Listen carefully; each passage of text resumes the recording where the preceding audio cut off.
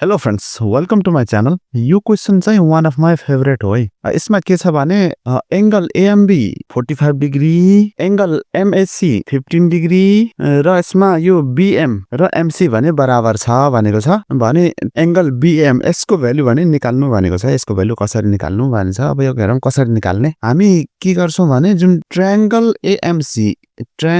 AMC र जुन angle छ एङ्गल एएमबी भन्ने यो एङ्गल यसभित्र हेरौँ यो जो कि यो 45 डिग्रीको छ अनि यो ट्रायंगल र यो एङ्गल यो 45 डिग्री एङ्गलमा हेरौँ।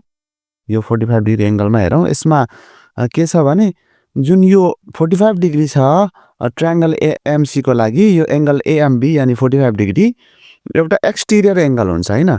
एक्सटिरियर एङ्गल यानी बाहिरी कोण। अब एक्सटिरियर एङ्गल को प्रपर्टीले के भन्छ भने यो ट्रायंगल को एक्सटिरियर एङ्गल जो यो एक्जाम्पलको लागि यहाँ हेर्न सक्नुहुन्छ। जुन यो ट्रायंगल छ ट्रायंगल को एक्सटिरियर एङ्गल यानी बाहिरी कोण यो एउटा एक्सटिरियर एङ्गल भयो। यो ए भन्ने चलो एक्सटिरियर एङ्गल छ। यो एउटा 1 2 3 यो तीनवटा इन्टिरियर एङ्गल छन्।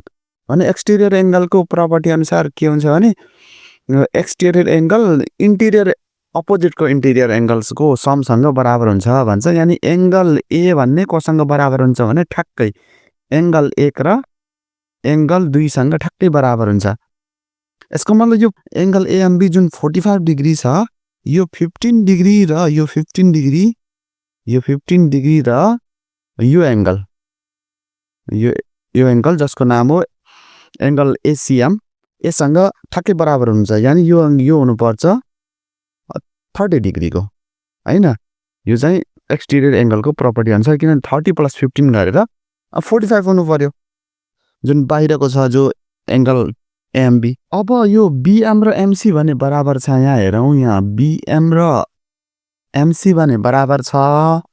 अब एसी सँग बराबर हुने गरी यो एम बाट एउटा लाइन खिचौँ ठ्याक्कै यो बिएम र एमसी सँग चाहिँ बराबर हुने गरी खिचौँ यो एसी भन्ने लाइनमा जसमा चाहिँ नाम दिए यसलाई एन भन्ने नाम दिए। यो बिएम र एमसी सँग भने बराबर हुनुपर्छ। यो र यो बराबर छ यानी एमएन पनि एसी सँग बराबर छ है। एन पनि एसी सँग बराबर छ। अब यसपछि अब हेरौँ यो ट्रायंगल यानी यो यसको नाम हो ट्रायंगल एमएनसी। ट्रायंगल एमएनसी मा हेरौँ यसमा के छ भने यो एउटा आइसोसलेस ट्रायंगल हो यानी समद्विबाहु त्रिभुज जसको यो एमएन र एमसी भन्ने साइड बराबर छ। यसको मतलब यो 30 डिग्री यानी यो 30 डिग्री एङ्गल र यो एङ्गल चाहिँ बेस एङ्गल हो जो कि बराबर हुनुपर्छ। यानी यो पनि हुनुपर्छ 30 डिग्री को। अब यो 30 डिग्री को हुनुपर्छ हैन। यो एङ्गल 30 डिग्री को हुनु पर्यो रे भनेपछि यो 30 डिग्री अलरेडी छ पहिल्यै यो ट्रायंगल एमएनसी मा। भने यो एङ्गल हुनुपर्छ जुन एनएमसी भन्ने यो एङ्गल हुनुपर्छ 120 डिग्री को हैन। अब यो 120 डिग्री छ जुन 45 डिग्री जुन क्वेसनमै दिएको छ यो जो ठ्याक्कै स्ट्रेट लाइनमा बछन् भने यो बचेको यो एङ्गल यसको नाम छ यो एङ्गलको नाम हो एएमएन भन्ने जुन एङ्गल एएमएन यो हुनुपर्छ कति डिग्री हुनुपर्छ यो 15 डिग्री हुनुपर्छ किनभने सिधा रेखा हैन स्ट्रेट लाइनमा छ हैन। सप्लिमेन्ट्री एङ्गल पनि भन्न सकिन्छ। यानी यसलाई यो हुनुपर्छ कति 15 डिग्री को। अब फेरि हेरौँ ट्रायंगल एएमएन मा यानी एस ट्रायंगल भित्र हेरौँ जसमा के छ भने यो यहाँ छ एउटा 15 डिग्री अनि एङ्गल एएमएन छ यहाँ 15 डिग्री। त्यसै गरी अर्को जुन क्वेसनमै दिएको छ एमएन एङ्गल एमएन यो पनि छ 15 डिग्री। दुईटा एङ्गल चाहिँ 15 डिग्री को छ भनेपछि हामी यस ट्रायंगललाई पनि भन्न सक्छौँ आइसोसलेस ट्रायंगल। यसको मतलब यो एमएन र एनए भने यो साइड यो दुईटा साइड बराबर हुनुपर्छ। यानी यो एमएन भन्ने साइड र एनए भन्ने साइड चाहिँ बराबर हुनुपर्छ हैन। अब यो बराबर हुनुपर्छ। अब फेरि अर्को काम गरौँ यो बी र एनलाई चाहिँ कनेक्ट गरौँ। यो बी र एनलाई पनि कनेक्ट गरिहालौँ। अब हेरौँ ट्रायंगल बिएमएन मा अब यस ट्रायंगलमा हेरौँ यो पनि एउटा आइसोसलेस ट्रायंगल हो जसको BM भन्ने यो BM र MN भन्ने साइड चाहिँ बराबर छ र एंगल BMN यो चाहिँ 45 डिग्री प्लस 15 डिग्री गरेर ठ्याक्कै 60 डिग्रीको छ हैन। अब यस ट्रायंगलमा हेरौँ त जुन BMN अनि यस ट्रायंगलमा जसमा चाहिँ यो लाइन अहिले आवश्यकता छैन, म यसलाई मेटाइदिन्छु हैन, यो लाइनको आवश्यकता छैन।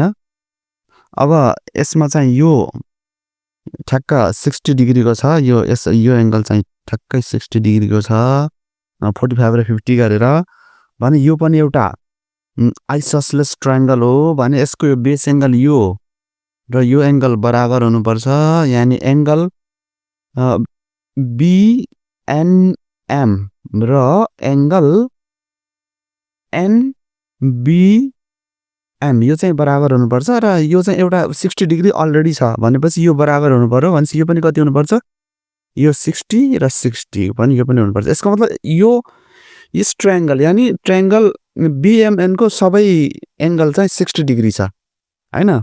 यो त्रिभुजको सबै कोण 60 डिग्री छ भनेपछि यसलाई आइसोसलेस यानी समद्विबाहु भन्नु मिल्दैन, यो रहेछ समबाहु यानी इक्विलेटरल ट्रायंगल रहेछ। अनि यो BN भन्ने रेखा पनि बराबर रहेछ, यो BN भन्ने रेखा पनि लाइन पनि बराबर रहेछ, यानी BM MN र BN यो सबै बराबर रहेछ।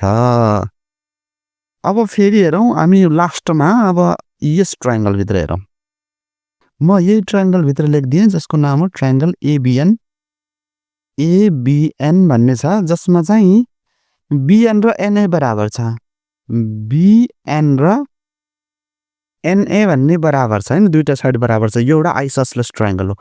अब हेरौँ त यो एंगललाई हेरौँ, यस एंगल यो एंगल कति डिग्री हुन्छ, यो हुन्छ हेर्नु त यहाँ यो 30 डिग्री छ अलरेडी, यहाँ 60 डिग्री पनि छ भनेपछि यो हुनुपर्छ अभियसली 90 डिग्रीको, किनभने यो पनि सप्लिमेन्ट्री एंगल परिपूरक कोण अथवा स्ट्रेट एंगलमा बनेको पनि भन्न सकिन्छ हैन।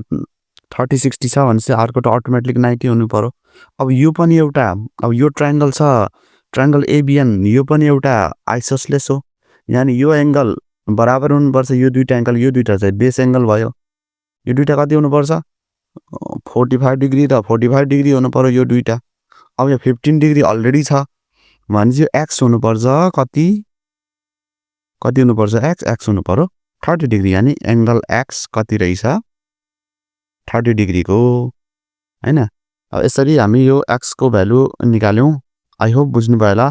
हस्त, धन्यवाद, बाइ बाइ।